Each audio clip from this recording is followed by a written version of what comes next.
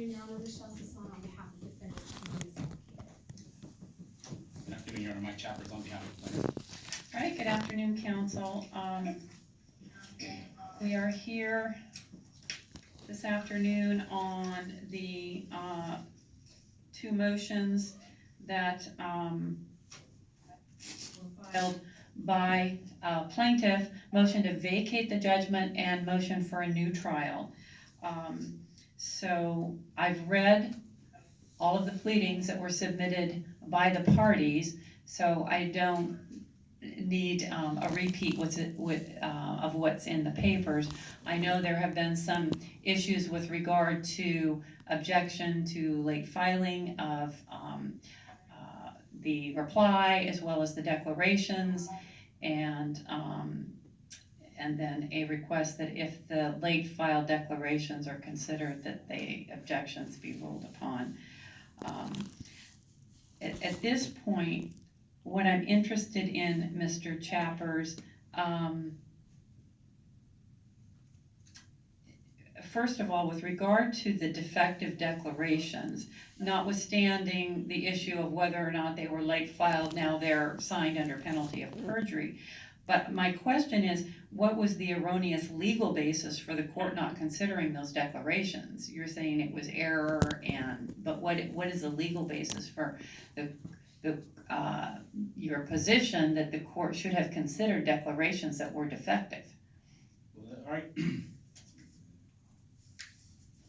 Argument being that under, sorry, Trump saying it, the Kulshrestha, I'm not sure how to say it properly, the name, but that was specifically dealing with a declaration signed outside the state, and the previous case law considered that if it can be determined on the face of the pleadings with things like the caption, proof of service and such as that, the court considered those as determining if it was in state.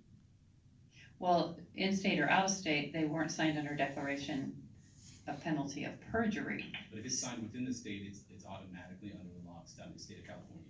Right. Argument there, and that's the previous before this case. That was more of the determination, it seems. And then if you read, it says it's the narrow question that an out-of-state declaration needs to have stated specifically the place of signing, and that they willfully put themselves under the perjury laws of California. And the other question I have, how does your client not have an adequate remedy at law for this whole issue with regard to this loan?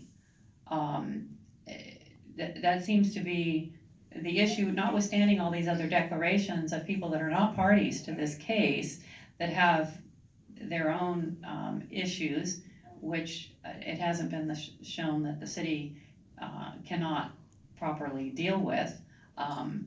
But how does she not have her own adequate remedy in law to get this sorted out just by nature of here's what's owed on the loan, there's a deed of trust guaranteeing the loan, and get that resolved and move forward?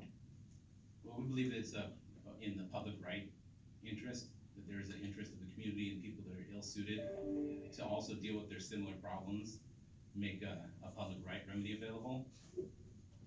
Even if her particular situation is mooted, that the public interest can make a writ of mandate appropriate. Well, I think what the court is having a difficult time with is, and I read all those regulations, and I'm not finding a specific regulation that provides that the ministerial duty is to have financial management systems for the individual loan payments.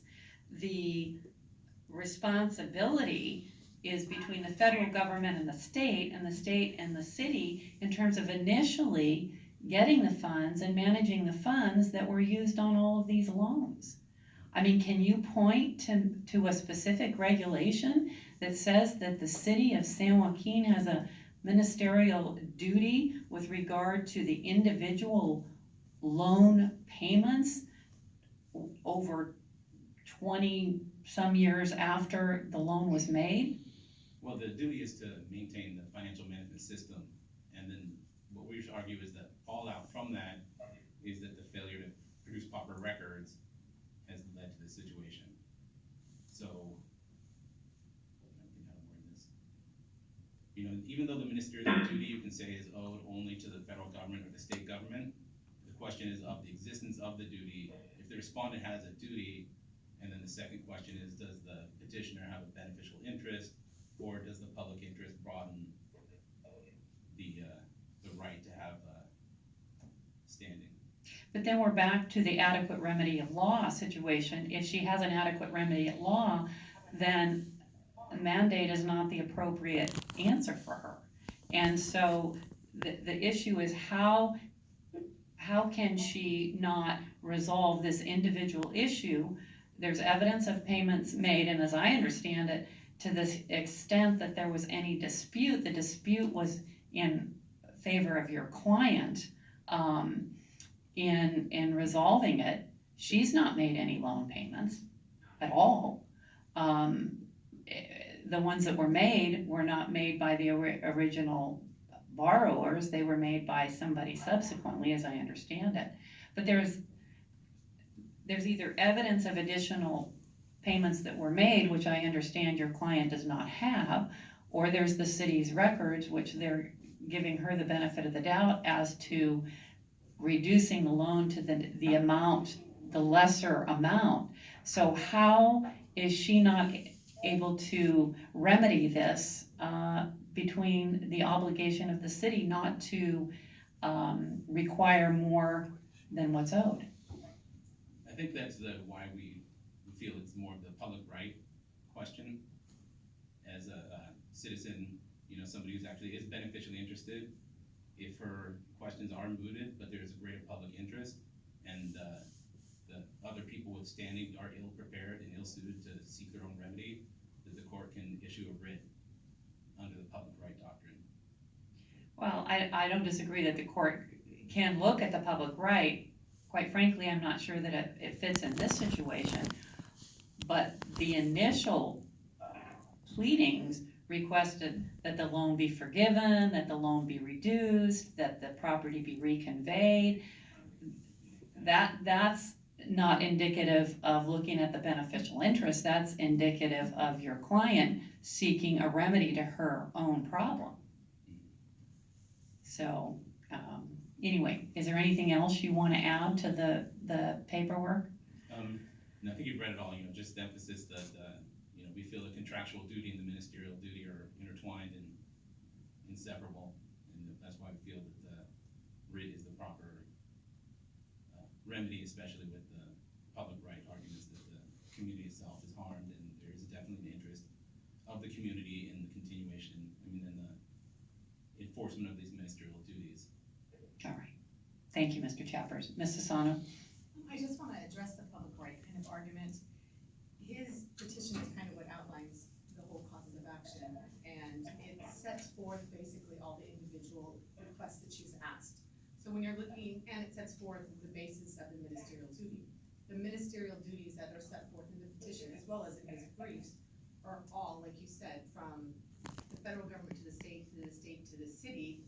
And for him to say there's a public right to enforce some kind of regulation there's no evidence in this case that the city hasn't complied with any of those obligations. Every bit of evidence in this case is relevant only to Cadillo's individual loan. So we're not looking even at, if you were looking at the public right, it kind of is my argument, is if you're looking at the public right, what are we trying to enforce? He still has not set forth a ministerial duty relevant to any of the individual loans. He's only set forth duties between the city and the state and the federal government. And there's no other evidence regarding any reports or documents or anything on how we handle that. It's not part of this case. Anything further, Mr. Chappers? That just goes back to our argument that the question of the existence of the ministerial duty doesn't question who it's owed to. There's two prongs, that the respondent has a duty and that the petitioner has a beneficial interest.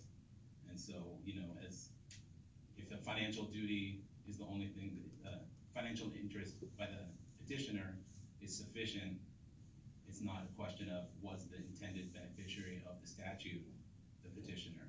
It's whether the petitioner does have an interest in the performance of the duty, which I guess, I don't, because an argument that the mandate is broad, right, is it's not a specifically narrow right. There are some statutes, like there's a public housing statute that says, you know, the beneficiaries of the housing, their only remedy is to seek a writ of mandate. And that's laid out in the statute, but there's a broader right to seek mandate that doesn't include a right that is specifically addressed and placed in statute. You know, it's for where there's gaps, where there's a duty that has to be compelled and there's no way to force it to be compelled, or no remedy available to the public. All right, thank you, council. You've received my written